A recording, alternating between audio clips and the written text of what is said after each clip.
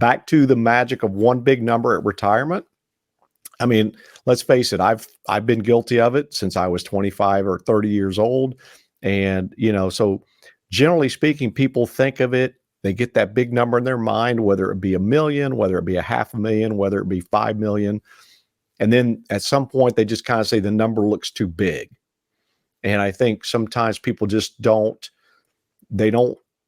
take it in small bites. And the old saying, how do you eat an elephant? In small bites, right? Or one bite at a time.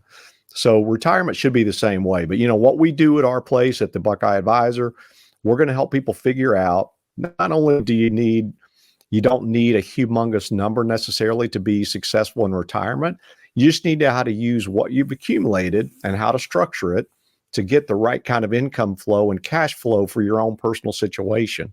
Because if you're a fairly good person at minimizing debt and managing your money and accumulating some funds for retirement, generally speaking, we'll be able to find a way through our strategies that we use to help you be tax efficient and also to generate a smart plan of income.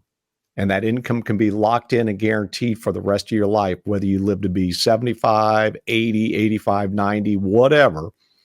We're going to work to find the best plan for you because, again, competition is your friend in this area, and really in any area as a consumer. But, as an independent advisor that works with numerous companies, that makes it even more exciting for me because everybody is fighting for my clients. And so as a fiduciary, I'm going to put their best interests first, and we're absolutely going to find the best strategy to maximize their retirement opportunities.